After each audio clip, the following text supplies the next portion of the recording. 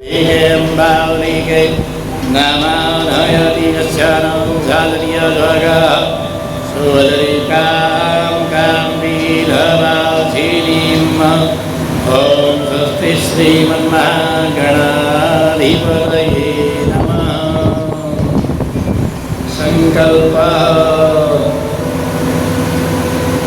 फूल चावल दक्षिणा लेके संकल्प करेंगे। हस्ते जलाचलं द्रव्यं चाराय संकल्प।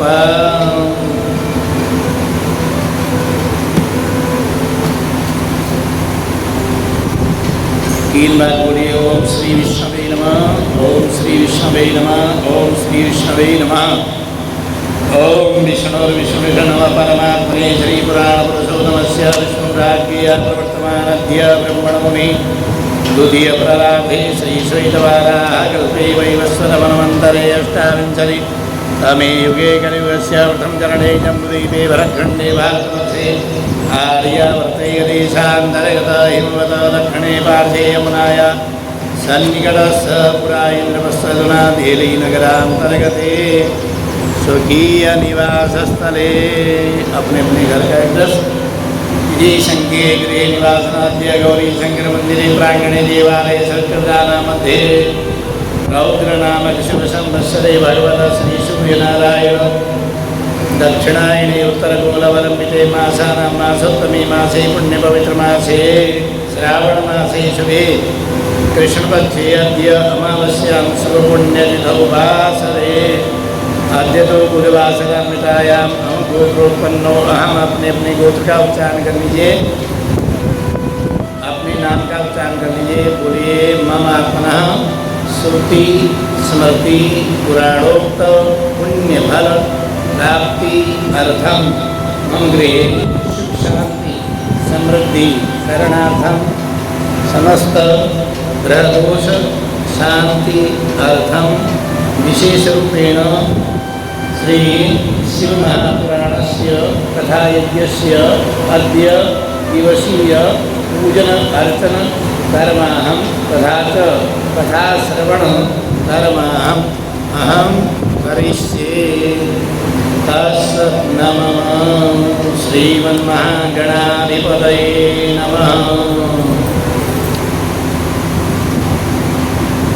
तदो पूजनम चावल लेकर के पूजन कीजिएगा। हरे ओम गणानान्त्वा गणपतिं हवामहे प्रियाणान्त्वा प्रियपतिं हवामहे निधीनान्त्वा निधिपतिं हवामहे वचो मम आहमजाौ नीर्भरम त्वमजाौ शीघ्रवधम। गणपतये नमः।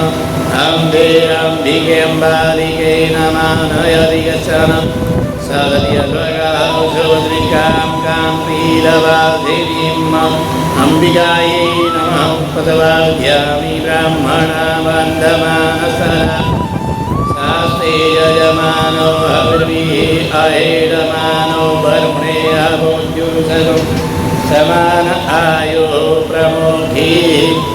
अपापते वरुणाय नमः। विश्वानि देव सवितर्दुरितानि वराजो जलरं तन्न आजो। ओंकाराय नमः पूजयामि। ओंकार के पास चढ़ाइए। ओंकाराय नमः पूजयामि। श्री चले लक्ष्मी जलज्ञान बहुरात्रि पार्श्वे नक्षत्राण रुद्रोभयालं माजनं निगाणं मयिगाणं सर्वलोकमयिगाणं जहाँ लिखा हुआ है वहाँ चढ़ाइए। श्री नमः श्री पूजयामि। ओम वसो भवितम सर्वधारम वसो भवितम सर्वधारम देवत्वाकविलापनालो वसो पवित्रेण सतधारेण सर्ववाक्यामरुच्य। उसी के नीचे बिंदियाँ बनी हैं। सप्तघृत मातृकाभ्यो नमः पूजयामि। ओम भूर्भुवस्सुवः षोडश मातृकाभ्यो नमः। फिर जहाँ पे नाग देवता बने हैं वहाँ पर चढ़ाइए। वास्तुपुरुषाय नमः। उसी के ऊपर 64 हिंदी में लिखा है चतुष्षष्टि योगिभ्यो नमः। उसी के बगल में 49 लिखा हुआ है क्षेत्रपालाय नमः। ओम ब्रह्मणे नमः। ब्रह्मा के जहाँ ब्रह्मा लिखा हुआ है ब्रह्मणे नमः। ओम विष्णवे नमः। ओम रुद्राय नमः। ओम आकृष्णेन सावर्तमानो निवेशयन्नमृतं मृतञ्च हिरण्येन सवितार्थेन देवो यानि भुवनानि पश्यन् सूर्याय नमः पूजयामि इमं देवासमग्रमं ज्योतिर्मं महालय त्रायमाने जटायमाने ज्ञानराज्याय इंद्रसेव्याय केन्द्रमसेव्यैकभूमि राजा सोमस्माकं ब्राह्मणानागं राजा चन्द्रमसे नमः पूजयामि ओम अग्निमूर्धानि वागुपति प्रतिव्यापपाकं वेदाकं जन्मदिमङ्गलाय मङ्गलं पूजयामि। ओम उत्पत्ति स्वाग्ने उसी के नीचे चंद्रमा के नीचे मंगल। ओम उत्पत्ति स्वाग्ने प्रतिजागृहित मीठा भूतेशं धरेता मयंदर्धन विश्वै देवादिजमानस्य जीरदा बुधाय नमः बुधं पूजयामि। ओम बृहस्पति अदिजवरयादिमन्वागुणागुणं धेयित्रम्मा उसी के नीचे बृहस्पति नमः बृहस्पतिं पूजयामि। अन्नापति सदोषं ब्रह्मणा विवेशद्रह्मया सोमं शुक्राय नमः शुक्रं पूजयामि। ओम शन्नो देवी रविष्टयापो भवन्तु वीतये संज्ञोरविशवन्तनं शनिश्चराय नमः शनिश्चरं पूजयामि। बीच में जो काले में है मनुष्य आकृति शनि। ओम गया नक्षत्रा भुवालुने रावणा सखा गया सशिष्टया व्रता रावे नमः रावं पूजयामि। एतं कृण्वन्नकेतमे समृद्यामे समगतिर्जायता एतमे नमः केतवं पूजयामि। इधर देवी जी को पूजन कीजिए। इधर ओम काली काली जी को पहले अभी पूजा पूरी नहीं हुई। काले नमः काली पूजयामि। इधर भगवान शंकर जी को शंकराय नमः महादेवाय नमः महादेवं पूजयामि। अब ले लीजिए चावल, सभी के जो चावल है वो लीजिए। ओम पादयो पाद्यं जलं समर्पयामि हस्तयो अर्घ्यं जलं समर्पयामि अर्घ्यात्मनीयं जलं समर्पयामि सर्वांगे स्नानीयं जलं समर्पयामि। जल का फूल से सीधा लगा दीजिएगा। ओम देवस्य सवितो प्रसवेश्विनोर्बाहुभ्यां पूषणो हसदाभ्यां शुद्धोदकेन स्नापयामि। वस्त्र, उसके बाद वस्त्र चढ़ाइए, वस्त्र दे दीजिए। ओम सुजातो ज्योतिघाधर्मरुतमाधर स्वभासो अग्नि विश्वरूपं धर्मेश विवावसो भलो पवित्रमस्यधारं मधो पवित्रमस्यधारं देवत्वादविदा पुनादवधो पवित्रेण दधारेण सुवा कामरुक्ष्य वस्त्रोपवस्त्रं समर्पयामि। समस्त देवताभ्यो नमः।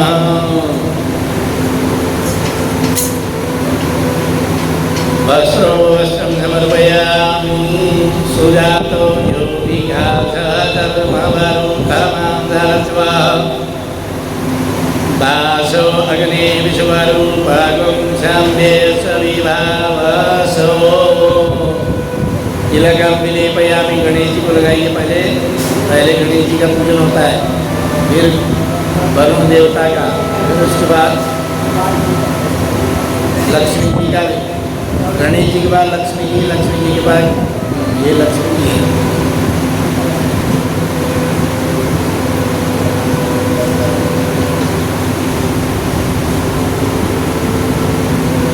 अब टीका लगाने के बाद रौली लगा लीजिएगा उसी क्रम से। ओम मध्वांगंधर्वाघन स्वामीन्द्र स्वाम बृहस्पति त्वामोघली सोमो राजा विद्वाद्यक्षमालमख्यल।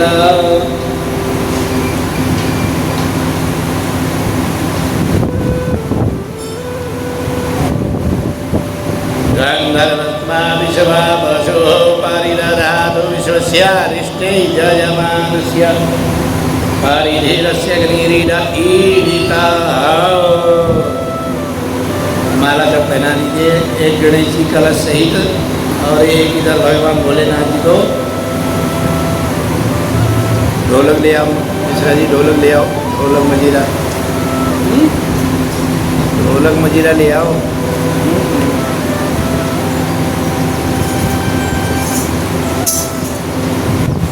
माला भगवान भोलेनाथ जी को, भोलेनाथ जी को इधर चढ़ाएंगे।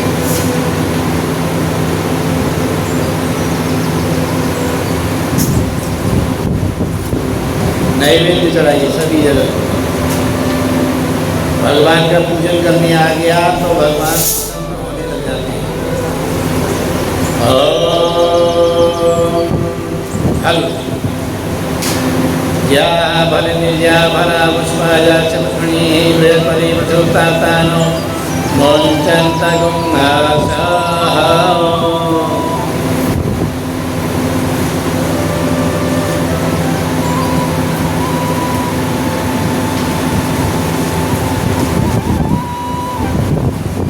आजकल तो पैकिंग वाला भोजन भगवान को भोजन कराना, जबकि बासी भोजन का निषेध है। ये बिस्कुट जो है बासी होते हैं, किसी भी देवता को बासी भोजन नहीं चढ़ाना चाहिए। अब आजकल यही चल रहा है,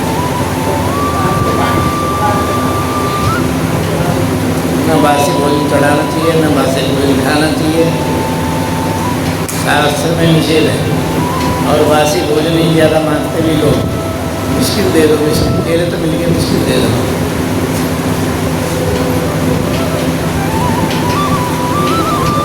फलेन फलितं सर्वं त्रैलोक्यं च चराचरं तस्मात् फलप्रदानेन पूर्णा सन्तु मनोरथाः। फलं निवेदयामि।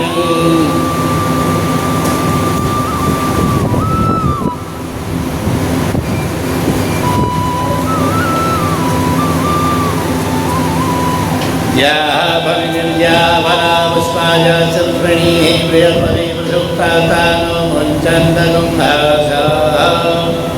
फलं निवेदयामि। या फलनिर्या फला पुष्पाया च पुष्पणीः आत्मनीयं जलं समर्पयामि।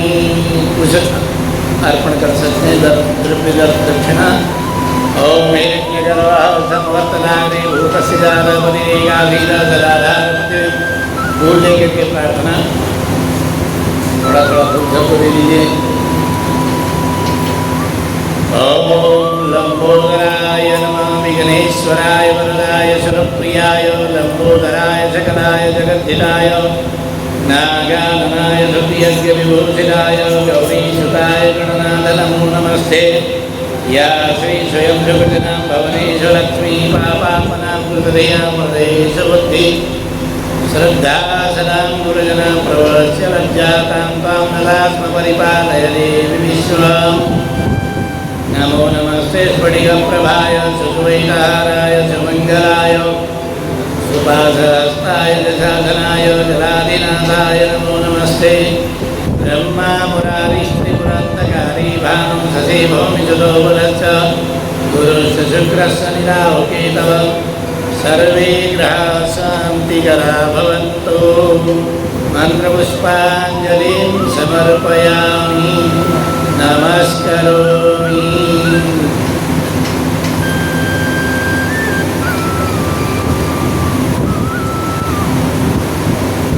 भगवान भोलेनाथ जी का भी प्रार्थना कीजिए। ओम चंद्रोद्भासितमुद्धजं जुरवदे ईशमाक्रमहस्ताब्जेन ददं सुदिव्यममलं हास्यास्यभङ्गैरुहं झूर्येन्द्रजनिविलोचनं करतलै पाशाख्यसूत्रं भुजं भोजं बिभ्रतमध्ययं वजुबलिं मृत्युञ्जयं संस्मरे। मृत्युञ्जय महादेव त्राहि मां शरणागतं जन्ममृत्युजरारोगे पीडितं कर्मबन्धनैः। महामृत्युञ्जयाय नमः।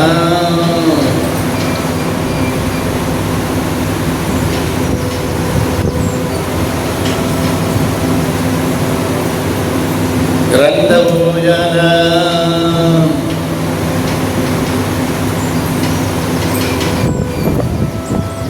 ओम यस्यांगे च विभाति भूधरसुधा देवापगामस्तके भाले बालविदुर्गले च करलं यस्योरसी जानरा सोऽयं भूतिविभूषणं सर्वरः सर्वादिवः सर्वदा सर्वगतः शिवः सजनिव श्रीशङ्करं पातु माम्।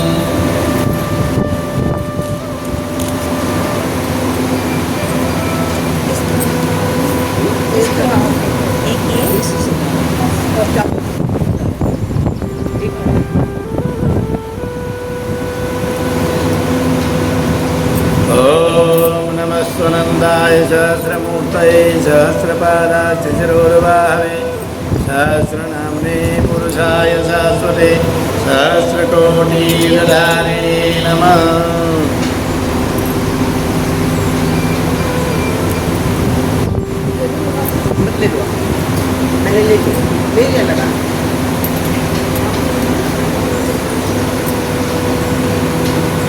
चलिए बैठिए।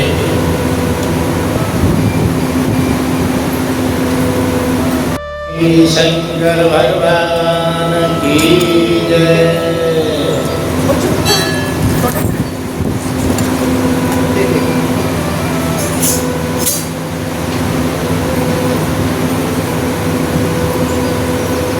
हरि ओम। लंबोदरं परमसुन्दरमेकदन्तं पीताम्बरं त्रिनयनं परमं पवित्रं भोज्यदिवाकरनिभोज्वलकान्तिकान्तम् विघ्नेश्वरं सकलविघ्नहरं नमामि। देवी प्रपन्नाति हरे प्रसीद प्रसीद मातर् जगतोऽखिलस्य प्रसीद विश्वेश्वरि पाहि विश्वम्। त्वमेश्वरी देवी चराचरस्य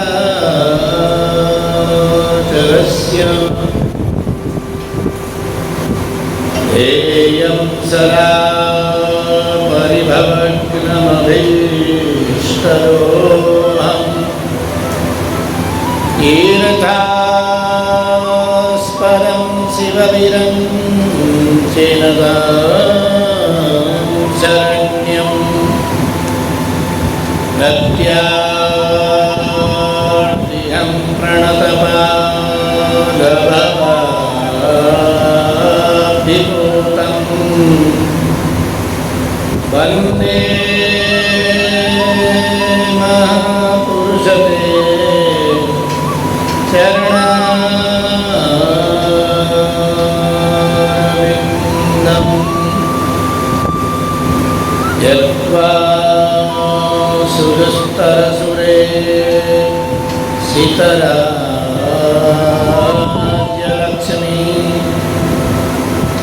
धर्मेष्टार्यवचसा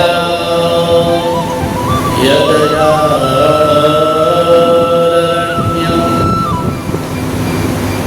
मायामृगं दयितयेत्सितमन्मदा वन्दे महापुरुषते चरणारविन्दं।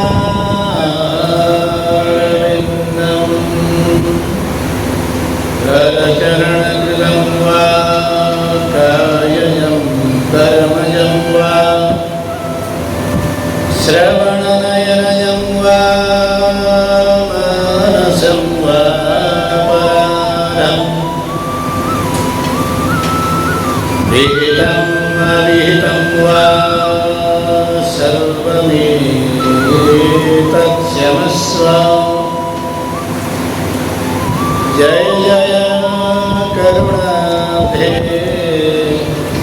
श्रीमहादेव शम्भो। जय जय करुणाब्धे श्रीमहादेव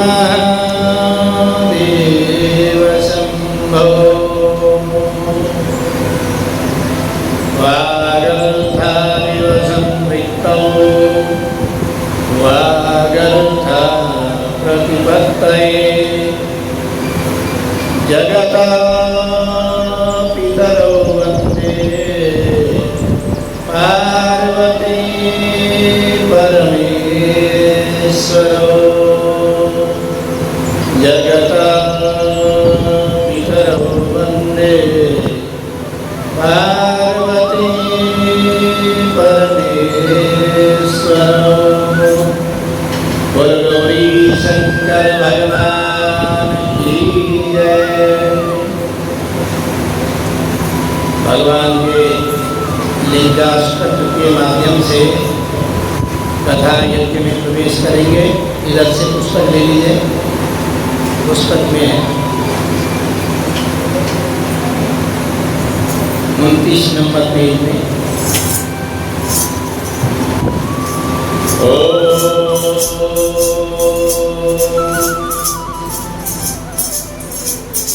ब्रह्मा मुरारी सुरारतितलिंगम ब्रह्मा मुरारी सुरारतितलिंगम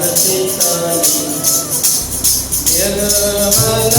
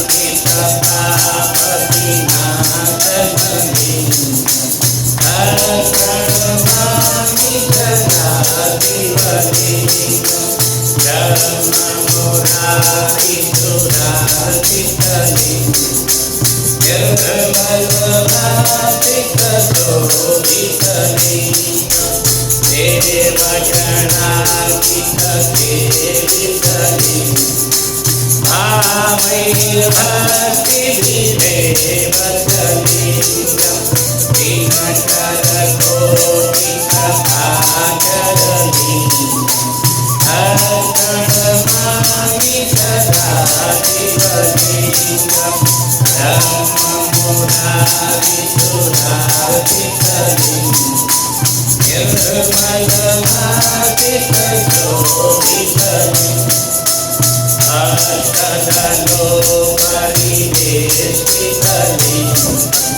Jai लिंगम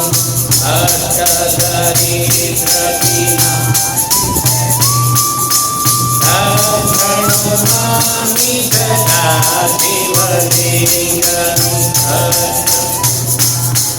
सुरार्पितलिंगं निर्मलवासितशोभितलिंगं सुरगुणसुरपदपूजितलिंगं सुरवनपुष्पसदार्पितलिंगं हरापरं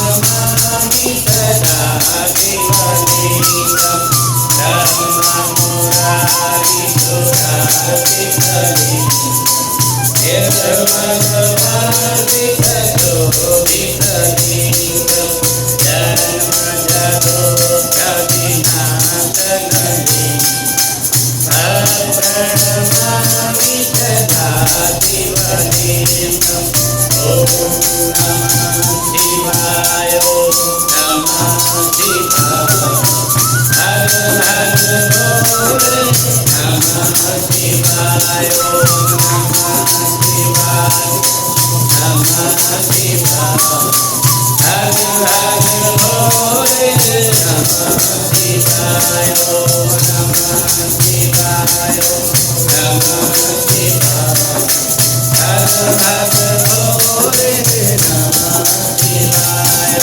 नमः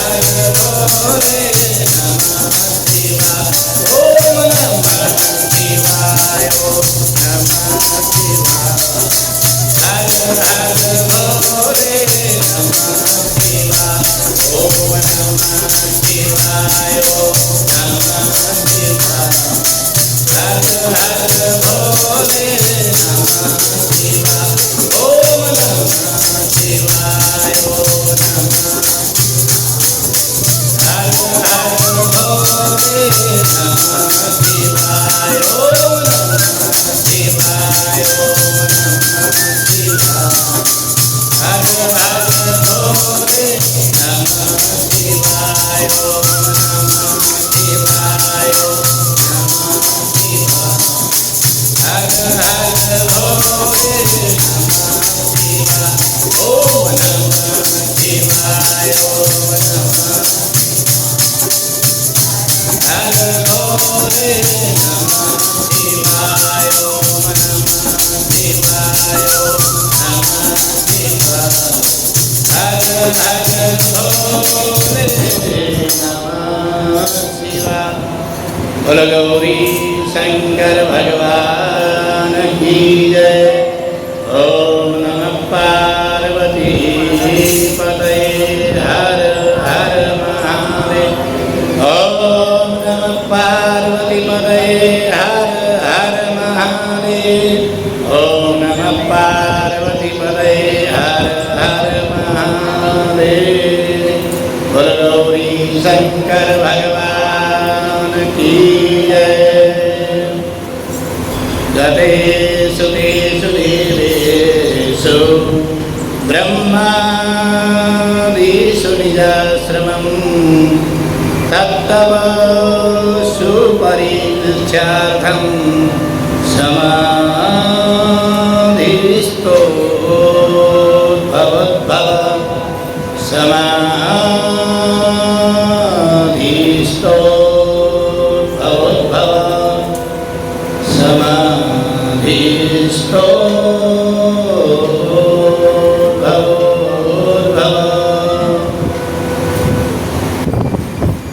परम मंगलमय परात्पर परम अखिलेश्वर अकारण करुणा वरुणालय भगवान श्री गौरी शंकर जी के अखिल भूमंडल के अधिष्ठात्री देवता भगवान के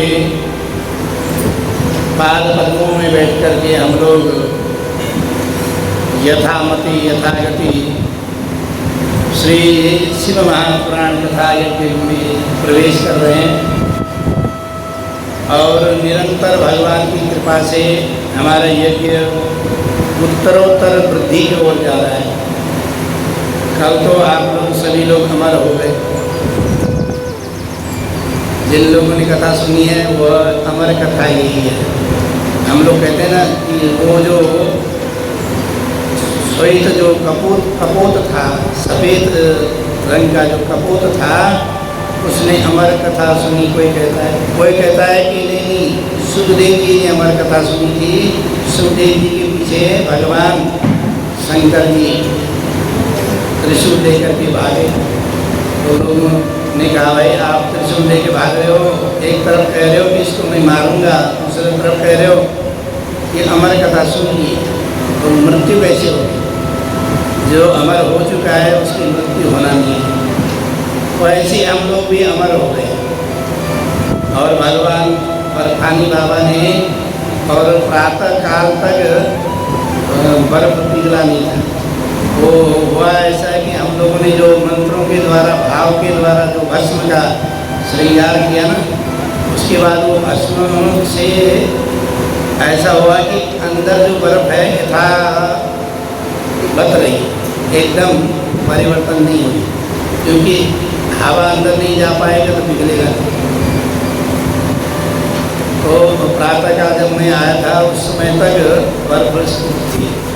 तो आप लोगों के बड़े भाव के ही कारण है भगवान भोलेनाथ जी स्थिर रूप में यहाँ विराजमान है।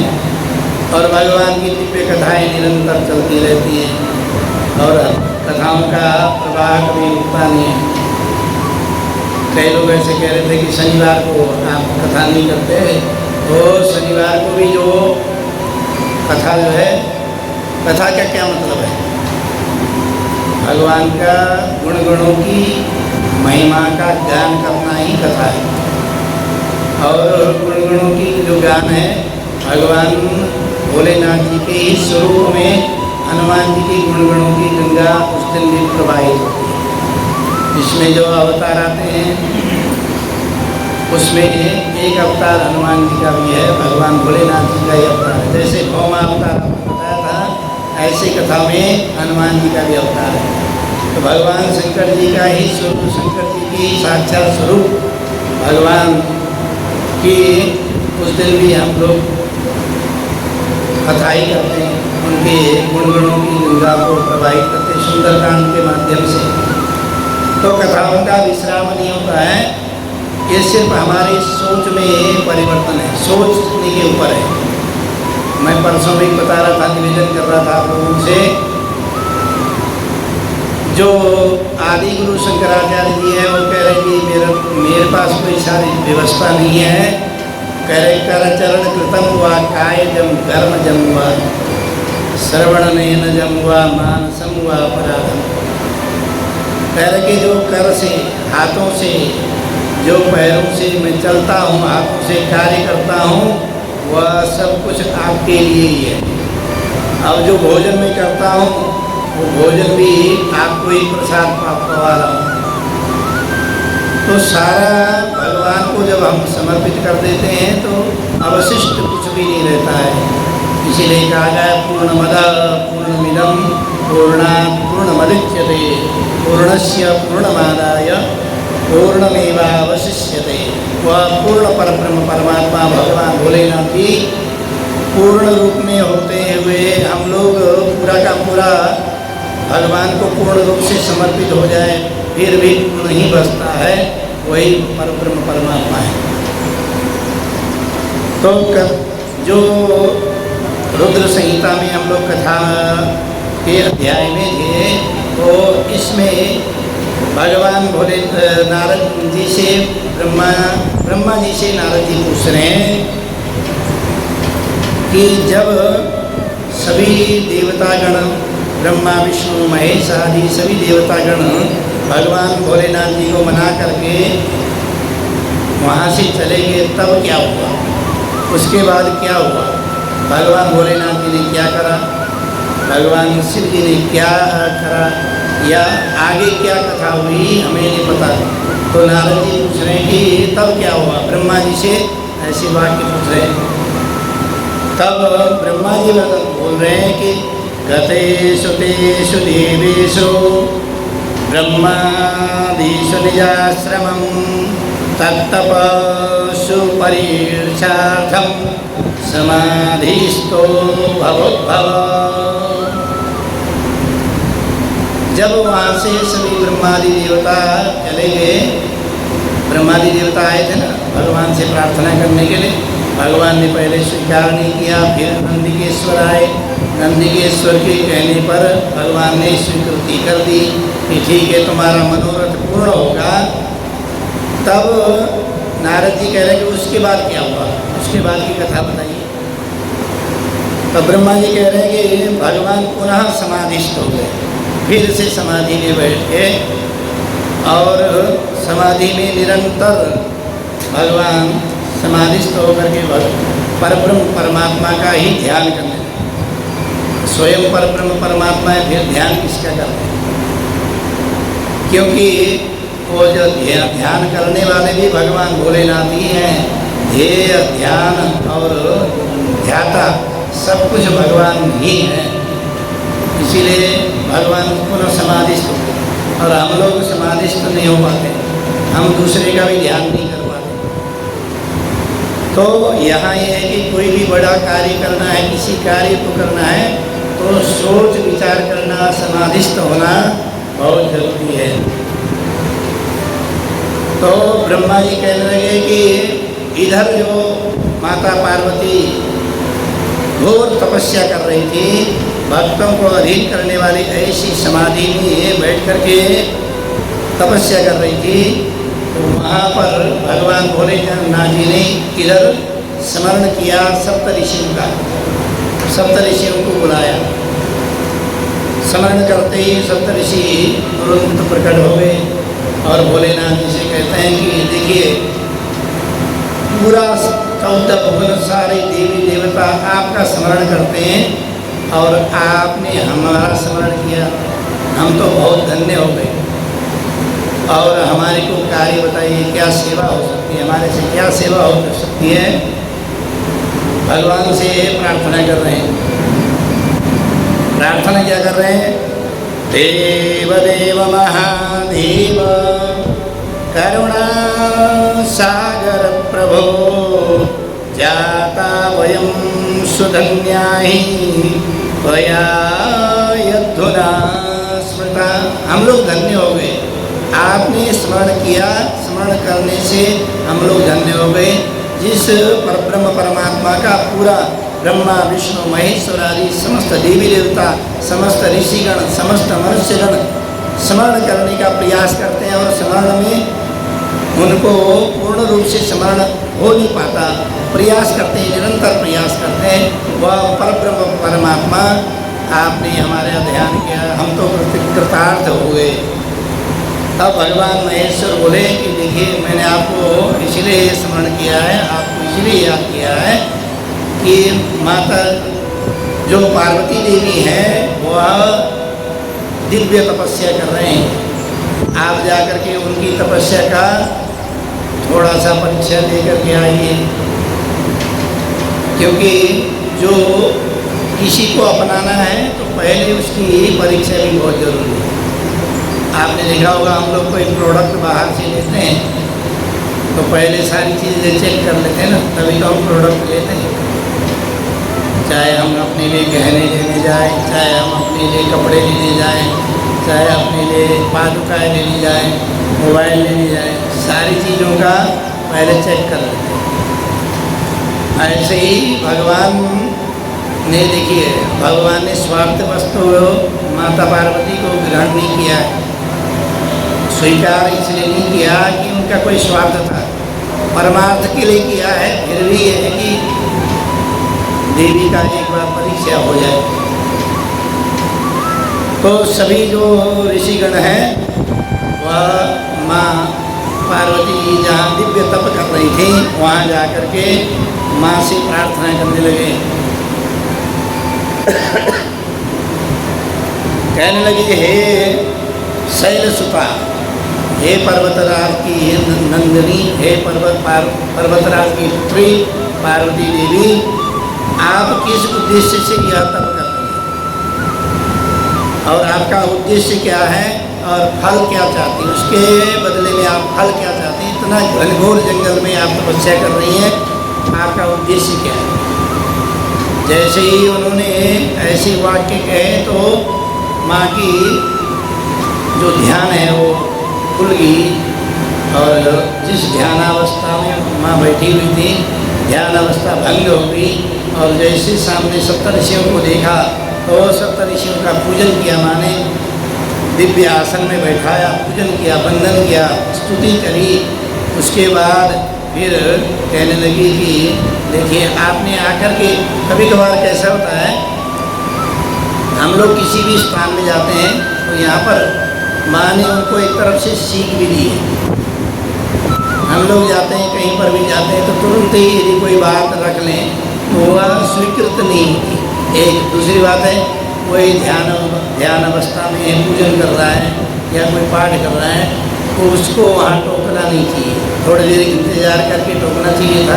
लेकिन ऋषिगण जब पहुँचे तुरंत ही उन्होंने यही वाक्य कहा कि भाई आप किसका ध्यान कर रही हैं और किस लिए कर रही हैं। तब उन्होंने पूजन करने के बाद देखिए मैया ने पूरे, क्योंकि वो ब्राह्मण देवता है, सप्त ऋषि हैं, ऋषियों का पूजन करके वंदन करने के बाद दिव्य आसन देने के बाद फिर सप्त ऋषियों को कहा कि सर्वप्रथम तो मैं आपसे क्षमा मांगती हूँ कि आपको आकर के तुरंत ही इन प्रश्नों को पूछना नहीं चाहिए,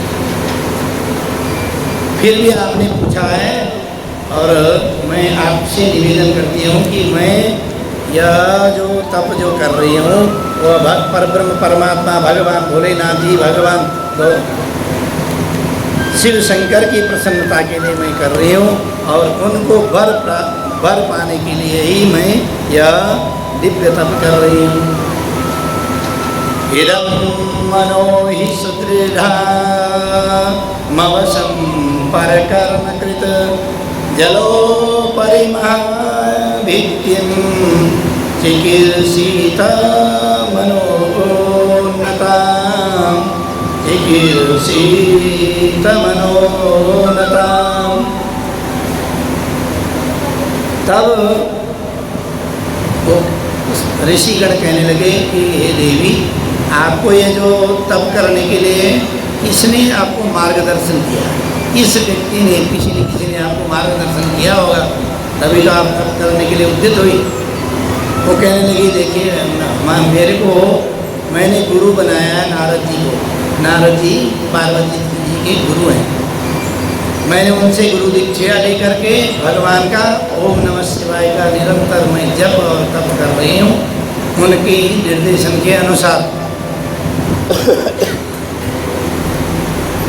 तब ऋषिगण कहने लगे कि हे पार्वती, हे पर्वत नंदनी, हे शैलसुता, आप बुद्धि लगा करके देखिए, नारद जी ने कभी भी किसी के लिए हितकर वाक्य कहे नहीं। नारद जी हमेशा ही हितकर वाक्य कहते तो उनको नारद नहीं कहा जाता, और हम लोग भी ऐसे ही कहते हैं। यदि कोई व्यक्ति एक दूसरे को लड़ाने वाला होगा ना, कहेंगे बड़ा नारद है। वो कहने लगे हालांकि ऐसे नहीं है, लेकिन हम ऐसा कहते हैं क्योंकि यहाँ पर ऋषिगण भी यही कहते हैं। लोगों को बाहरी व्यवस्था में ऐसा लगता है, कभी कभार ऐसा होता है यदि हम शास्त्रोक्त बातें करें, यहाँ पर भी मंदिर में कोई शास्त्र की विधि की बात करें तो लोगों को ये लगता है कि ये घमंडी है, ये ऐसे बोलता है, ऐसा भी लगता है। कई लोग ऐसे बोलते हैं, लेकिन उससे कोई फर्क नहीं पड़ता। हमारा काम है बोलने का। जो हमारा जो धर्म है ना, लिखा है कर्म वही धर्म। आपका कर्म क्या है? जो धर्म है वह आपको करते रहना चाहिए। तो वहाँ पर ऋषिगण कह रहे हैं कि देखो जी, नारद जी बहुत अच्छे हैं, ऐसा नहीं है। नारद जी ने ही दक्ष सुता के जो यज्ञ में है और यज्ञ विध्वंस करवाया, और दक्ष सुता जो वहाँ अग्नि में समाहित हो गई थी, वो उस बात को उन्होंने बहुत लंबी चौड़ी बात बोल करके यहाँ भगवान शंकर जी को बोला, जिसके कारण यज्ञ का विध्वंस हुआ। और उन्होंने उनको भी उपदेश दिया था, माता सती को भी उपदेश दिया था और उन्होंने भी वहाँ गुरु मंत्र लिया था, तो हुआ क्या, उनकी भी गृहस्थी पूर्ण रूप से चली नहीं। जब उनके मंत्र लेने से उनकी गृहस्थी नहीं चली, सती जी की गृहस्थी नहीं चली, तो आपकी गृहस्थी कैसे चल सकती है। दूसरी बात यह है कि भगवान जो भोलेनाथ जी हैं, जिनकी आप तपस्या कर रहे हैं, भगवान शिव शंकर हैं, उनके गोत्र का भी कोई पता नहीं है, उनके माता पिता का भी कोई ठिकाना नहीं है। जिसके माता पिता का ठिकाना ना हो, गोत्र का ठिकाना ना हो, और निरंतर भस्म ही रमाते हो, और देखने में भी सुंदर ना हो, और उनके जो गण हैं भूत प्रेत आदि पिशाच आदि गणों से संयुक्त हो, शरीर में बागांबर लपेटने वाले हों, और यही नहीं, जब स्नान करके निकलते हैं तो उसके बाद बागांबर तो कटी प्रदेश में लगाते हैं, जो ऊपर का भाग है ऊर्ध्व भाग में वो हाथी की चर्म लगाते हैं, हस्ती चर्म, और गले में सर्पों का माला लेकर के बैठे हैं। ऐसे रूप से आप क्यों साथ विवाह करना चाहते हैं। हम आपको सलाह देते हैं, आप स्वरूपवान त्रैलोक्य में सबसे जो सुंदर है वह भगवान लक्ष्मीपति श्री हरि जी हैं, उनसे विवाह कर लीजिए, हम उनको मना लेंगे, लक्ष्मीपति जी। तो माता कहते कि देखिए ऐसा है, आप भगवान शंकर जी को समझ ही नहीं पाए। भगवान शंकर जी, आपने कहा कि ठीक है उनके माता पिता का ही पता नहीं है, तो वो हमेशा ही अजन्मा है, वह परब्रह्म परमात्मा जो निर्गुण निराकार स्वरूप थे, वो सगुण साकार स्वरूप में होकर के लीलाएं रचते हैं, परंतु उनका कोई किसी ने जन्म नहीं लिया है। और जो आप कह रहे हैं कि बागांबर पहनते हैं या भस्म धारण करते हैं, शमशान की भस्म धारण करते हैं, तो उनके अंतःकरण को जो हृदय है उनको भली भांति आप समझ नहीं पाए। अनेकों तरह से अन्य विनय करने पर भी माता पार्वती पूर्ण रूप से मानी, और उनको सभी सप्तऋषि गणों को यथा शास्त्रोक्त विधि से उनको उत्तर देती रही, तो सप्तऋषि गण भी उनको आशीर्वाद दे करके आपका मनोरथ सिद्ध हो, ऐसा आशीर्वाद दे करके अपने लोक को चले गए। जब सप्तऋषि गणों से जो संदेश उनको भगवान भोलेनाथ जी को प्राप्त हुआ, तब भगवान ने सोचा कि अब मैं ही स्वयं परीक्षा लेने के लिए निकलता हूँ। तो यहाँ नारद जी कह रहे हैं कि जब सप्तऋषि गण अपने धाम को चले गए, तब क्या हुआ। तब ब्रह्मा जी कह रहे हैं, गते सुतेन मुनिषो संलोकं शंकर स्वयं परीक्षितं तपो दिव्या एतत् श्रुतिकरं प्रभो, एतत् श्रुतिकरं प्रभो। कह रहे कि जब वो सप्तऋषि गण अपने लोक को चले गए, तब भगवान शंकर जी ने स्वयं ही परीक्षा देने का सोचा, और यह कह रहे कि हे नारद, यह जो आख्यान है जो मैं वर्णन कर रहा हूँ, यह भी सुनने लायक है, और उत्तम कोटि का श्रवण का यह सुनने लायक है। ऐसे करके भगवान ब्रह्मा जी कह रहे हैं। तब भगवान स्वयं ही, जहाँ पर पार्वती जी तपस्या कर रही थी, वहाँ जाकर के ब्राह्मण का वेश धारण किया भगवान ने। तो ब्राह्मण के वेश धारण करके जहाँ पार्वती जी तपस्या कर रही थी वहाँ पहुँचे, और तपस्या करती हुई माता पार्वती को देख करके, क्योंकि अभी सप्तऋषि गण गए थे, भगवान भोलेनाथ जी फिर पूरा पहुँच गए। तो जैसे ही ब्राह्मण देवता को दूर से आते हुए माता ने देखा तो माता ने ब्राह्मण का पुनः स्वागत किया, वंदन किया, पूजन किया, दिव्य आसन दिया और ब्राह्मण देवता से माँ पूछने लगी। माँ कहने लगी, हे ब्रह्मचर्य धारण किया हुआ वृद्ध ब्राह्मण का स्वरूप था। तो वो कह रहे कि हे ब्रह्मचारी, हे विप्र, हे ब्राह्मण देव, आप कौन हैं और कहाँ से आए हैं और कहाँ जाने के लिए आए हैं? आप देखने में ऐसे प्रतीत होते हैं कि आप ब्रह्मवेत्ता हैं, श्रेष्ठ ब्राह्मण हैं, ऐसा देखने में प्रतीत होते हैं। आप कौन हैं? तब ब्राह्मण का रूप धारण किए हुए भगवान भोलेनाथ जी बोले, अहम इच्छाभिगामी च बद्धो विप्रतनो सुरी तपस्वी सुखदोन्नेषा मुपकारी न संशय मुपकारी न संशय। थोड़ा सा गला खराब हो गया है।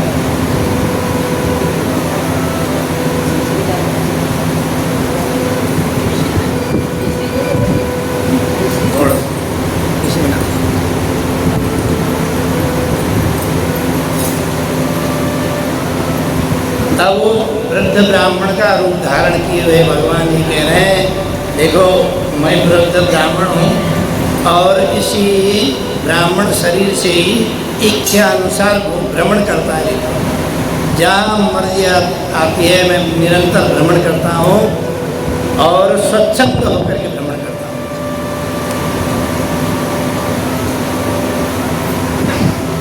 अब देखिए भ्रमण किस किस को करना चाहिए, किस किस को नहीं करना चाहिए, शास्त्र में विधि बताई है। कह रहे कि न्याय सिद्धांत में बताया गया है, भ्रमण संपूज्यते राजा, कह रहे राजा को भ्रमण करना चाहिए। भ्रमण संपूज्यते राजा, क्योंकि राजा भ्रमण करेगा तभी प्रजा के बारे में जानकारी होगी और देश में क्या हो रहा है, हमारी सीमाओं में क्या हो रहा है। यदि देश में भ्रमण नहीं करेगा तो उचित नहीं होगा और देश के अलावा विदेश में भी भ्रमण नहीं करेगा उसको कौन जानेगा। हमारे देश के प्रधानमंत्री जी वो कई देशों में भ्रमण कर रहा है, कई देशों में उनको पुरस्कार भी मिला। सर्वोच्च नागरिक का पुरस्कार पाना बड़ा मुश्किल होता है। तो राजा को क्या करना चाहिए, कहाँ भ्रमण करते रहना चाहिए, स्थिर होकर के बैठना नहीं चाहिए। यदि राज्य चाहते हैं तो स्थिर होकर ना बैठे। फिर कहा कि और दूसरा किसको भ्रमण करना चाहिए, कह रहे भ्रमण संपूज्यते राजा, भ्रमण संपूज्यते द्विजा, ब्राह्मण को भी निरंतर भ्रमण करते रहना चाहिए। ब्राह्मण एक जगह बैठ जाएगा तो उसी के आसपास के लोग भी तो जानेंगे। यदि भ्रमण करेगा, लोगों को सदुपदेश देगा देश में विदेश में, तब उसकी ख्याति प्राप्त हो। भ्रमण संपूज्यते राजा, आजकल तो क्या है देखिए, जितना विदेश में यदि कोई ब्राह्मण गया नहीं है या कोई सन्यासी विदेशी मोहर नहीं लगी है तो उसको श्रेष्ठ नहीं माना जाता, यदि वो कितना ही बड़ा ज्ञानी हो। पहले क्या होता था, ज्ञान के आधार पर उसकी श्रेष्ठता होती थी। आजकल क्या है, वस्त्रों के आधार पर, उसके वाहन आदि के आधार पर, उसके पास कितनी संपत्ति है उस आधार पर श्रेष्ठता होती है। या हमारी सोच परिवर्तन होती है। तो ऐसे ही, लेकिन श्रेष्ठता कैसी है, कहा ब्राह्मण को भ्रमण करने से देश विदेश में या सर्वत्र लोगों को सदुपदेश देने से ही उसकी मान्यता अधिक बढ़ती है। इसलिए भ्रमण संपूज्यते राजा, भ्रमण संपूज्यते द्विजा, भ्रमण संपूज्यते योगी, योगी को भी निरंतर भ्रमण करना चाहिए। एक जगह गद्दी लगा करके, एक आश्रम बना करके नहीं रहना चाहिए, सभी स्थानों में जाकर। लेकिन एक के लिए निषेध लिखा है। अब आप कहोगे कि हम लोग कथा श्रवण करने के लिए सारे के सारे हम ही आए, हमारे को ये कह रहे कि निषेध है। लिखा है भ्रम स्त्री च विनिश्चति, जो स्त्री ज़्यादा भ्रमण करती हो, अनेकों घरों में जाती हो, अनेकों, तो उसके लिए शास्त्र में निषिद्ध बताया। कह रहे भ्रम स्त्री च विनिश्चति। तो शास्त्र की बातें में यथासंभव सही है, लेकिन देश का परिस्थिति के अनुसार सभी क्रियाओं को करना, सभी चीज़ करना, सभी चीज़ें संभव नहीं है। अभी देखिए 50, 60, 70 सालों में भी काफ़ी परिवर्तन आप लोग देख रहे होंगे। प्रकृति के अनुसार परिवर्तन है, भोजन के अनुसार परिवर्तन है। अब हमारे पिताजी स्वयं पाकी थे, स्वयं पाकी मतलब समझ रहे, जल खुद लेकर के आते थे, अपने आप जल लेके आते, उसी जल से भोजन बनाते थे। भोजन बनाने के बाद जो बचे और सभी परिवार के लिए भोजन बनाते। यदि उन्होंने भोजन नहीं करना है, जिस दिन व्रत है, तब हमारी माता जी भोजन बनाती हैं। वो स्वयं पाकी ऐसे बहुत सारे। अब आज भी फिर रसोई में ही भोजन करते थे, चूल्हे में ही भोजन। बाहर उनकी एक सर्कल होता था, इस सर्कल से बाहर जाकर भोजन नहीं करना, सिले हुए वस्त्र पहन करके भोजन नहीं करते, और धुले हुए वस्त्रों सिले हुए वस्त्र ना हो। मतलब एक धोती पहन कर, ठंडी हो गर्मी हो, धोती पहन के, या धोती के ऊपर ठंडा है तो कंबल ओढ़ लिया, वस्त्र सिला हुआ कोई नहीं। ऐसे बहुत सारे लोग अभी भी पहाड़ों में करते हैं स्वयं पाकी, इसको बोलते हैं स्वयं पाकी, अपने आप पका करके खाते हैं। पूरा जीवन उन्होंने किसी का जनेऊ संस्कार के बाद 8 साल में उनका जनेऊ संस्कार हो गया था, जनेऊ संस्कार के बाद किसी के पकाया भोजन नहीं करा वैसे। तो लेकिन पिछले 50-60 सालों में यदि हम देखें, मेरी 50 साल, मेरी 52 साल करीब उम्र है, तो देखें तो काफ़ी परिवर्तन हो गया। अभी भी हमारे को कई लोग पुराने, यदि हम गांव में जाते हैं, उत्तराखंड में गांव में जाते हैं, तो आप पूछते हैं चूल्हे में भोजन करते हो नहीं करते हो, ब्राह्मण हो आप, तो ब्राह्मण वृत्ति करते हो। हम कहते थे नहीं भोजन है भ्रष्ट ब्राह्मण। वहाँ के जो पुराने जो बुजुर्ग लोग हैं वो हमारे को भ्रष्ट ब्राह्मण मानते हैं। क्यों? क्योंकि किसी का पकाया खा लेते हैं, हालांकि एक ही टाइम खाते हैं, सब कुछ नहीं खाते हैं, उसके बावजूद भी वो भ्रष्ट मानते हैं। तो ऐसे देश का परिस्थिति के अनुसार परिवर्तन हो जाता है। तो यहाँ पर भी वो जो लिखा गया था वो चाणक्य नीति में ऐसा लिखा है, नीति शास्त्र में चाणक्य नीति में लिखा हुआ है। जो मैंने आपको श्लोक सुनाया वो चाणक्य नीति का श्लोक है। तो यहाँ पर भी वो कह रहे हैं कि मैं निरंतर भ्रमण करने वाला, अपनी स्वेच्छा से भ्रमण करने वाला, भगवान का नाम लेकर जपने वाला रमते राम है, मैं ऐसा ब्राह्मण हूँ। लेकिन देवी, मैं आपसे पूछना चाहता हूँ कि तुम कौन हो? तुम इस निर्जन वन में तुम रूप यौवन संपन्न हो, इस निर्जन वन में अकेली तपस्या कर रही हो, अकेली इस निर्जन वन में कर क्या रही हो? क्योंकि तपस्या करने का जो समय है वह हमारा जो जीवन है वो 4 भागों में विभक्त है, 4 भागों में बटा है। 25 वर्ष एक भाग में, दूसरा 50 वर्ष, तीसरा 75 वर्ष, चौथा 100, मतलब 100 वर्ष के हिसाब से। पहले 25 वर्ष में लिखा है सही सभी अभ्यस्त विद्या नाम। पहले 25 वर्ष में विद्या का निरंतर अभ्यास करना चाहिए। इसको ब्रह्मचर्य आश्रम कहते हैं।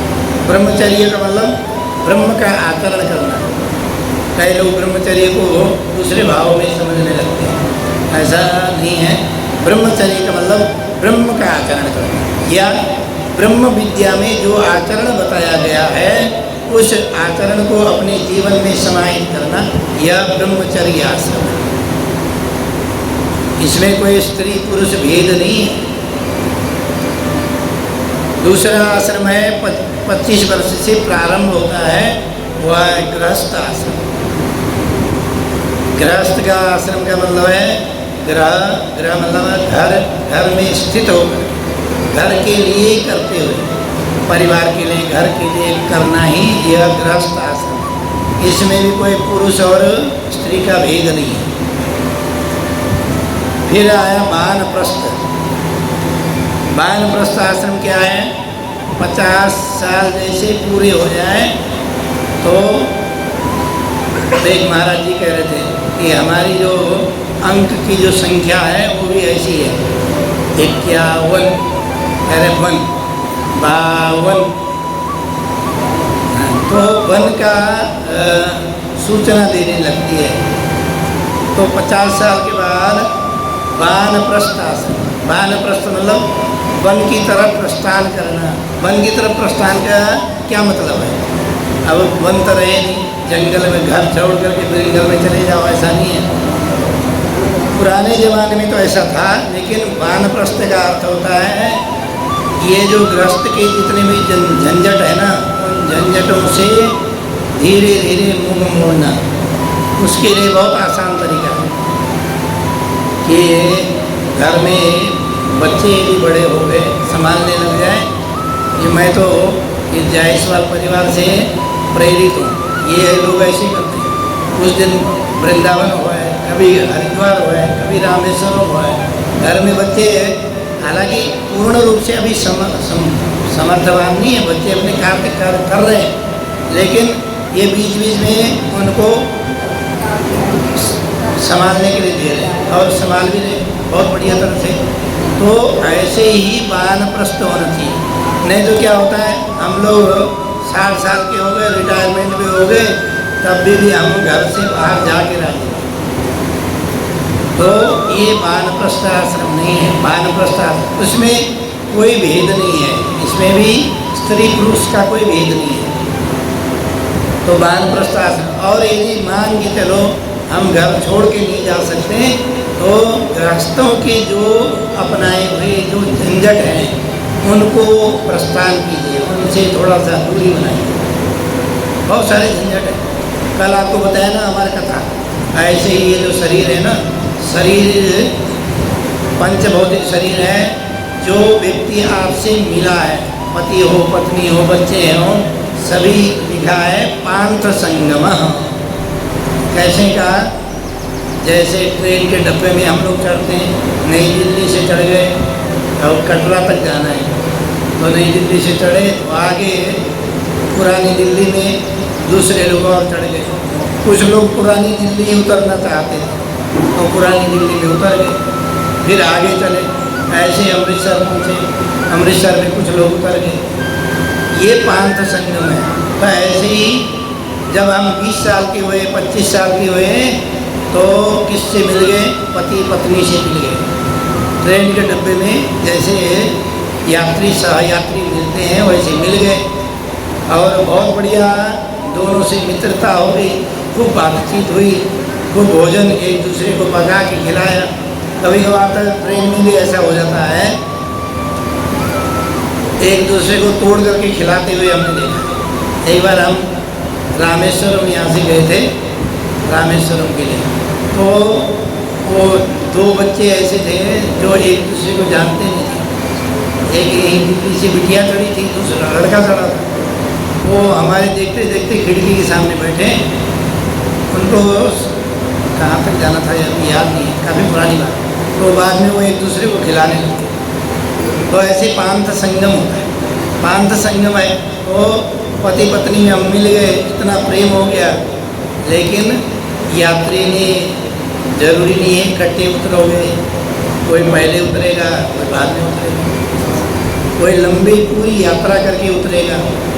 ऐसे ही हमारा जीवन भी पांथ संगम है। इसीलिए वानप्रस्थ का मतलब है वन की तरफ सभी चीज़ों से मुंह मोड़ते हुए, सांसारिक व्यवस्थाओं से मुंह मोड़ते, क्योंकि मृत्यु का कोई कष्ट नहीं होता है। लेकिन ये भी कहते हैं कि मृत्यु भयंकर होती है, बहुत दर्दनाक होती है।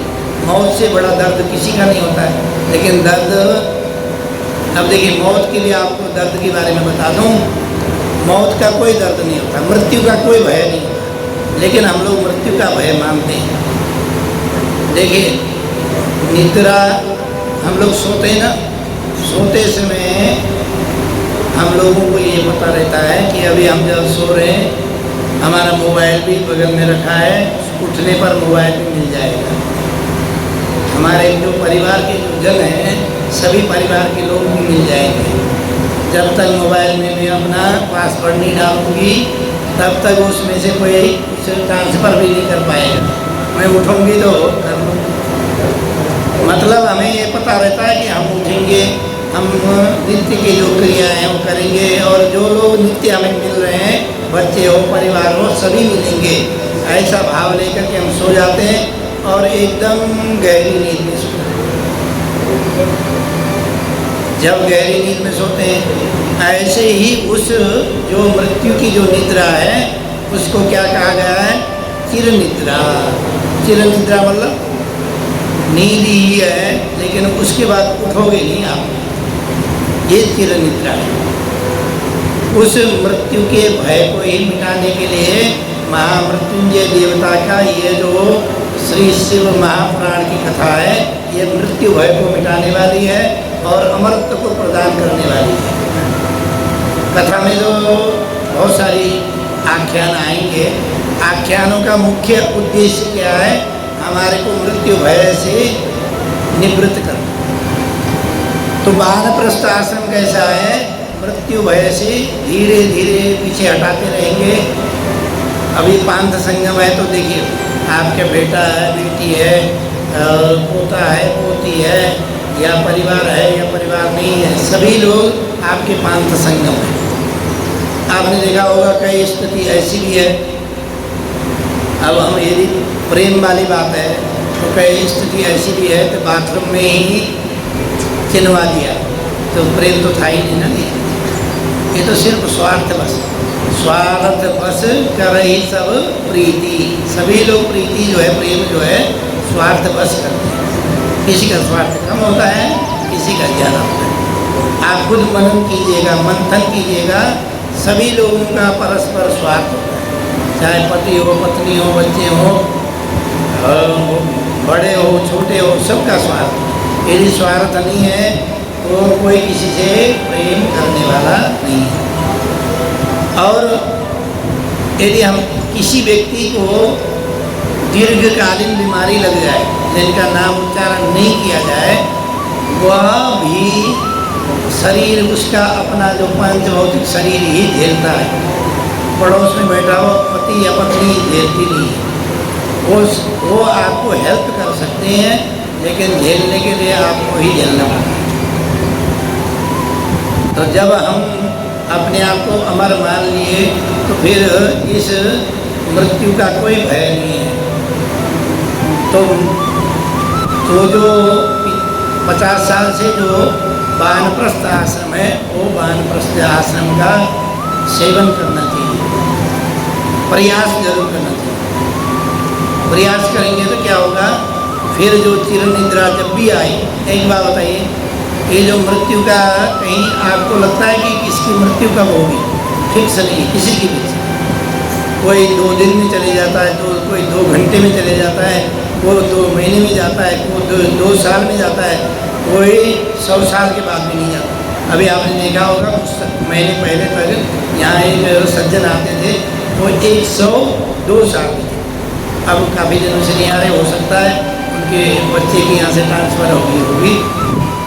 102 साल के बैठे रहते थे, आपने देखा होगा यहाँ पर बुजुर्ग से बैठे रहते थे। तो कोई 100 साल में भी नहीं जाता, तो जाने का कोई फिक्स नहीं है। जैसे आपने देखा होगा बोर्ड लिखा रहता है ना, ये बस स्टॉप है, ये रेलवे स्टेशन है, और यहाँ पर धूम्रपान करना मना है, यहाँ पर हॉर्न बजाना मना है। लेकिन कहीं पर भी ये नहीं लिखा रहता, इनको बाहर कीजिए ना, इनको बाहर करो तभी हो। कहीं पर भी ये नहीं लिखा रहता है कि यहाँ मरना मना है। कहीं लिखा हो, आपने किसी ने देखा है यहाँ मरना मना है? तो ऐसा कहीं नहीं होता। तो ऐसे मृत्यु का कोई स्थान नहीं है। किसी भी जगह मृत्यु परिवर्तन हो करके अपना स्वरूप बना करके आ जाती है और वह परब्रह्म परमात्मा में हमारा जो पंचभौतिक शरीर है पंचभूतों में मिल जाता है और आत्मस्वरूप परमात्मा में मिल जाता है। लेकिन जो कर्म है, गरुड़ पुराण में प्रसंग आता है कि ये जो शरीर है, ये जो शरीर में जो स्वप्न देखता है वो कौन सा शरीर है? आपने देखा होगा, विचार किया होगा। हम लोग सोए हुए हैं, गहरी निद्रा में सो रखे, लेकिन एक हमारा जो शरीर है वह एक समुद्र के किनारे स्नान करते हुए दिखता है या किसी से वार्तालाप करते हुए दिखता है। वो जो शरीर है वो कौन है? इसलिए शास्त्रों में 3 शरीरों के बारे में वर्णन है। 3 शरीर, एक स्थूल शरीर है, एक सूक्ष्म शरीर है जो अंगुष्ठ प्रमाण है, उसी में आता है, गरुड़ पुराण में आता है। जब शरीर से आत्मा निकलती है तो अंगुष्ठ प्रमाण में दिखती भी है, कई लोगों को दिखाई देती है। अंगुष्ठ प्रमाण मतलब जो अंगूठे के बराबर, यह सूक्ष्म शरीर होता है। वही सूक्ष्म शरीर हमारे द्वारा तर्पण, मार्जन, पिंडदान आदि दिया जाता है, उसी से पुष्ट होता है। और एक होता है अति सूक्ष्म शरीर, वह आत्मा भगवान में तुरंत ही सम्मिश्रण हो जाती है। फिर जो सूक्ष्म शरीर है, जो अंगुष्ठ प्रमाण है, वह शरीर हमारे द्वारा, मनुष्य में ही ऐसा होता है, अन्य जीवों में नहीं होता। मनुष्य में ही खासियत है, जो अंगुष्ठ प्रमाण जो शरीर है वो मनुष्य योनि में ही। वो जो अंगुष्ठ प्रमाण का जो शरीर है, जो हमारे द्वारा तर्पण आदि दिए जाते हैं, पितृ कार्य किए जाते हैं, उससे वो वृद्धि को प्राप्त होता है और वो उससे शुभाशुभ कर्मों को प्राप्ति करता है। ऐसा हमारे शास्त्रों में प्रमाणिकता है और शास्त्र प्रमाण को ही प्रमाण माना गया है। इसीलिए गीता में लिखा है, तस्मात् शास्त्र प्रमाणम ते कार्य व्यवस्थित हो। कार्य की व्यवस्था कैसे करें, कैसे समझे कि ये सही है या गलत है? वो कह रहे कि तस्मात् शास्त्र प्रमाणम, शास्त्र को प्रमाण मानो। क्योंकि शास्त्रवेत्ता जो ऋषि मुनि हैं वो दिव्य दृष्टा थे, उन्होंने शास्त्र को प्रमाणिक रूप से प्रस्तुत किया है हमारे लिए।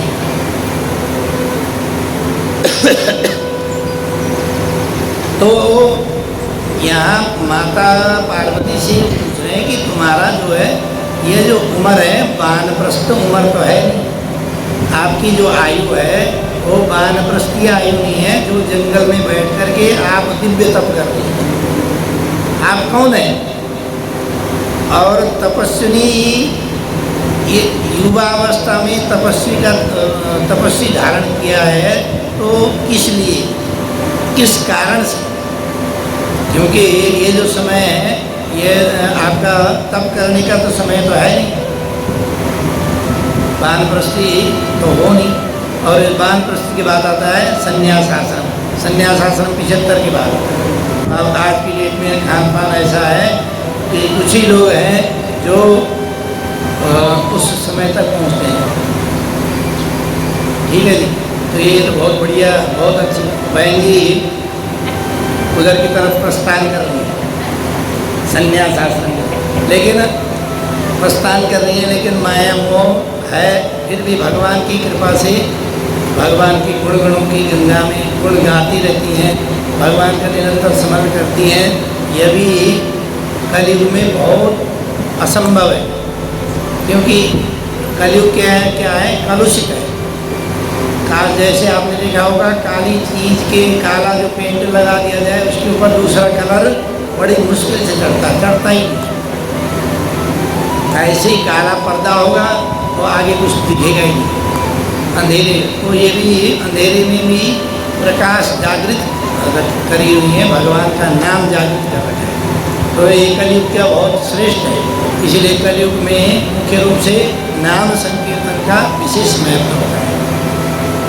तो कह रहे कि न आप सन्यासी हो न वानप्रस्थी हो, तो यहाँ इस निर्जन वन में क्या कर रही हो आप बताइए।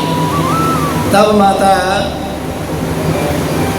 पार्वती जी बोली कि हे विप्र, मैं न वो कहने लगे या आप सावित्री हो या सरस्वती हो या कोई दिव्य रूप धारण किया हुआ है, ऐसी कोई हो आप मुझे बताइए, आप कौन हो। तब माता जी कहती हैं, पार्वती मैया कह रही हैं कि न मैं सावित्री हूँ, न मैं लक्ष्मी हूँ, न मैं सरस्वती हूँ, मैं तो सिर्फ हिमालय की पुत्री, वर्तमान में मेरा नाम पार्वती है। देखिए व्यास जी ने जो श्लोक गाया है, श्लोक में उच्चारण किया है, बड़ा ही सुंदर है। कह रहे कि वह परब्रह्म परमात्मा, जिस परब्रह्म परमात्मा की अर्ध नारीश्वरी भगवती जो देवी है, वो कह रही कि मैं कुछ नहीं। और हम लोग क्या है, थोड़ा सा भी कुछ हो जाता है तो हम कहते हैं हमारे से बड़ा कोई नहीं। कई लोग ऐसे कहते हैं कि कथा सुनने जाते हैं ना, कहते हैं ये कथा क्या है, हमारी बराबर थोड़ी, हमारी कथा के बराबर थोड़ी सुना सकते। तो ऐसे ही हमारे पास थोड़ा सा धन आ जाए तो फिर धन का मद हो, ऐश्वर्य का मद हो जाता है। और कभी कभार घर में पहलवान किसी के घर में बच्चा होगा तो कह रहे मेरे बेटा, जानते हो ना मेरा बेटा कौन है। तो लेकिन माँ वो 14 भुवनात्मक अखिल ब्रह्मांड नायकी की अधिष्ठात्री जो देवी है, वह पार्वती के रूप में होते हुए भी क्या कह रही है, मैं कुछ नहीं। ना हम वेद प्रसुर विप्र न लक्ष्मी सरस्वती, अहम हिमाचल सुता सांप्रतम नाम पार्वती, सांप्रतम नाम पार्वती। कभी कभार तो ऐसे भी होता है, आपने देखा होगा, हम अपना नाम नहीं ले सकते। कह जी आप कौन हो, अरे विधायक साहब है, बोल देना विधायक साहब है, मतलब वो नाम नहीं लेना चाहता। मंत्री जी का वो संतरी भी होगा ना, वो भी ये कहेगा फाइनेंशियल मिनिस्टर के वहाँ से बोल रहे थे, वो संतरी भी ये बोलेगा। संतरी में समझ रहे हो, चौकीदार है जिसकी वहाँ चौकीदारी का काम है, या वो चाय पानी पिलाता है, वो भी कहता है फाइनेंशियल मिनिस्ट्री से बोल रहे थे, बोल देना, समझ जाए। अब यहाँ देखिए 14 भुवन की अधिष्ठात्री जो देवी हैं, जो देवताओं के कार्य सिद्धि के लिए अजन्मा होते हुए भी जन्म लेकर के पार्वती बन के आई हैं, वो कह रही कि मैं कुछ नहीं हूँ। वो भी कह सकते हैं मैं तीनों लोगों की त्रिभुवन की अधिष्ठात्री देवी हूँ, बताओ, ऐसे भी कह सकते हैं। तो ये सीखने वाले विषय है। तो हम कुछ भी नहीं है। अभी एक दिन ब्रह्मांड की चर्चा कर रहे थे, तो ब्रह्मांड में जो वैज्ञानिक ब्रह्मांड है, जिसको आजकल कहते हैं गैलेक्सी, ये जो हम जिस ब्रह्मांड में बैठे हैं, जिस ब्रह्मांड में बैठ कर के यह जो पृथ्वी है, जिस ब्रह्मांड की पृथ्वी है, इसको बोलते हैं मिल्की गैलेक्सी। इंग्लिश में मिल्की, जो साइंस पढ़े हुए बच्चे हैं वो समझ सकते हैं। मिल्की गैलेक्सी में हम सबसे कोने में है, पृथ्वी है एकदम कोने में, उसमें बड़े बड़े ग्रह बैठे हैं, उन ग्रहों के भी फिर कई ग्रह उनकी परिक्रमा करते हैं। हमारा जो ग्रह है, हमारा जो सूर्य है, वह इस मिल्की गैलेक्सी में, क्योंकि हमारे जैसे अनेकों सूर्य, अनेकों पृथ्वी यहाँ उस गैलेक्सी के अंदर है। ये साइंस की बात बता रहा हूँ आपको, उस गैलेक्सी के अंदर है। अब हम यदि आकाश मार्ग में जाएं तो सबसे पहले थोड़ा सा ऊपर जाते ही दिल्ली जो है जैसे पॉइंट दिखाई देता है ना, डॉट, ऐसे डॉट की तरह दिखेगी। फिर और थोड़ा सा ऊपर पहुंच जाता है, स्पेस में ऊपर पहुंचता है तो पृथ्वी डॉट की तरह दिखाई देती है। अब जब हम उस गैलेक्सी में जो अनेकों गैलेक्सी हैं, जिस गैलेक्सी में हम बैठे हैं उन गैलेक्सियों से भी ऊपर पहुंचते हैं तो हमारी जो गैलेक्सी है जो वो डॉट की तरह दिखाई देती है। अब ये बताइए हम कहाँ हैं? हम तो गौरी शंकर मंदिर के अंदर एक छोटे से, किसी के 5 फुट 5 इंच है, किसी के 5 फुट 6 इंच होगी, इससे ज़्यादा की कोई सामर्थ्य नहीं है और हम अपने आप को सोचने के बहुत कुछ है। तो ऐसी अनंत ब्रह्मांड के अधिष्ठात्री जो देवी है वो कह रही कि मैं कुछ नहीं हूँ, मैं सिर्फ हिमालय पुत्री पार्वती हूँ और अभी मैं देवादिदेव महादेव की प्रसन्नता के लिए उनको पति रूप में वर्ण करने के लिए यहाँ तप कर रही हूँ। तब ब्राह्मण देवता कहने लगे कि हे देवी, पहले आपको यह तो समझना चाहिए था कि वह जो जिसकी आप तपस्या कर रहे हैं वो है कौन, किसके लिए तपस्या करने कर रही हो। वह तप करने योग्य नहीं है, वो प्राप्ति के योग्य ही नहीं है। जब ब्राह्मण अनेकों तरह से भगवान की बुराइयां करने लगे तो माँ तो पहले से ही सुन चुकी थी बुराई, सप्तऋषि में से सुना था ना, सारी बुराइयां सुन चुकी थी। तो माँ ने तुरंत ही कहा, ऐसा अपनी सखी को कहा, क्योंकि शिव का शिवद्रोही और शिव को दुर्वचन कहने वाले जो व्यक्ति है उसके लिए शास्त्र प्रमाण है, यदि वो ब्राह्मण नहीं है तो शिवद्रोही है तो शास्त्र में कहा गया उसका वध कर।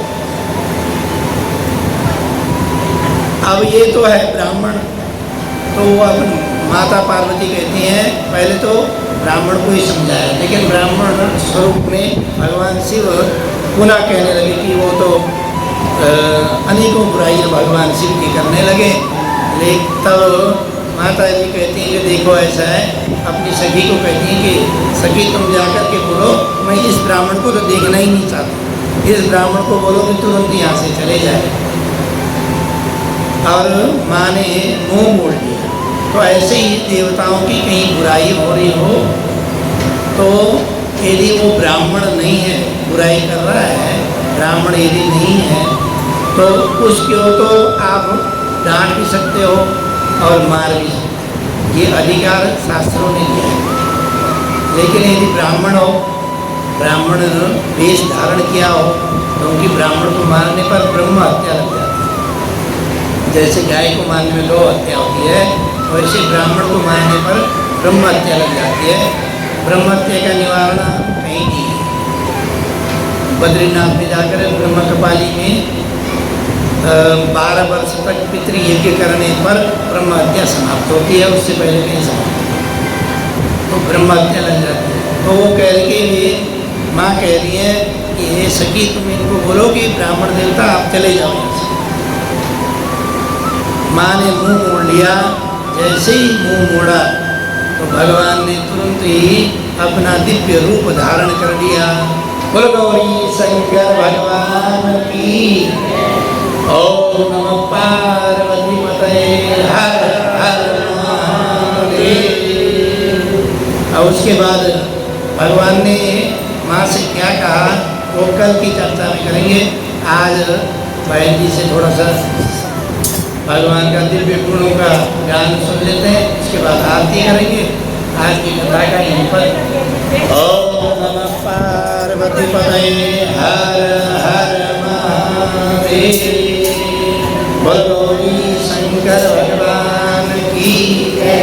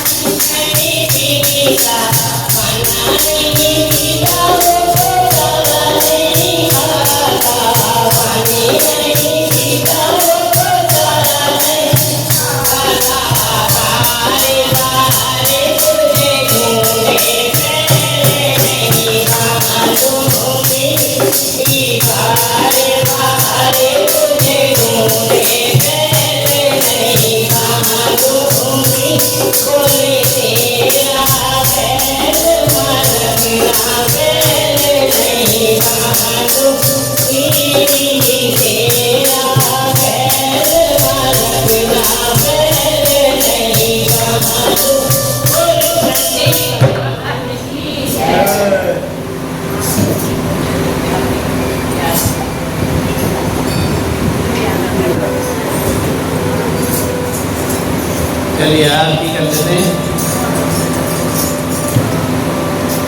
ओम ज्वाला महेश्वर्यै नमः।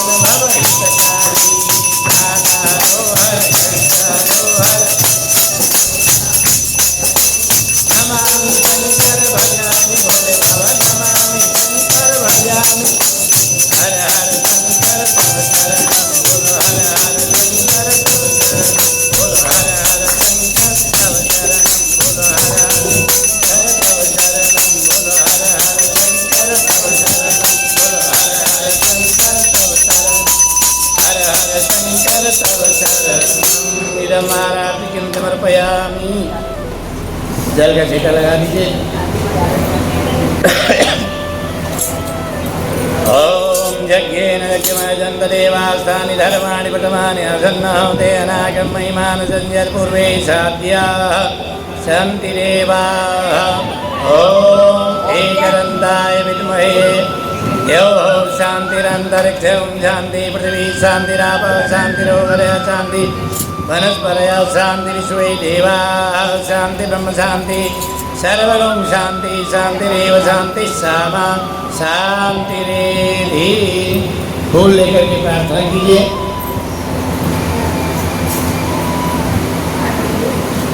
ओम यज्ञेन यज्ञमयजन्त देवास्तानि धर्माणि प्रथमान्यासन्नः ते अनागं महिमानः चलन्त यत्र पूर्वे साध्याः सन्ति देवाः। ॐ एकदन्ताय विद्महे वक्रतुण्डाय धीमहि तन्नो दन्ति प्रचोदयात्। तत्पुरुषाय विद्महे महादेवाय धीमहि तन्नो शंभो प्रचोदयात्। सांगाभ्यां सपरिवाराभ्यां सायुधाभ्यां मंत्रपुष्पांजलिं समर्पयामि। परिक्रमा कीजिएगा 4। ओम शिव परात्परा ओंकार शिव तव शरण। बोलो ओम शिव परात्परा ओंकार शिव तव शरण। हे शिव शंकर भवानी हे शिव शंकर भवानी उमा महेश्वर तव शरण। बोलो ओम शिव परात्परा ओंकार शिव तव शरण। बोलो ओम शिव परात्परा ओंकार शिव तव शरण। हे मृत्युंजय पशुपति हे मृत्युंजय पशुपति भोजन भूषण तव चरण। बोलो ओम शिव परात्परा ओंकार शिव तव शरण। बोलो ओम शिव परात्परा ओंकार शिव तव शरण। बोलो गौरी शंकर भगवान की जय। धर्म की अधर्म का प्राणियों में विश्व का गौ माता की भारत माता की सभी संतों की सभी भक्तों की आज के आनंद की जय जय श्री राधे। ओम नमः पार्वती पते हर हर महादेव। बोलो गौरी शंकर भगवान की जय।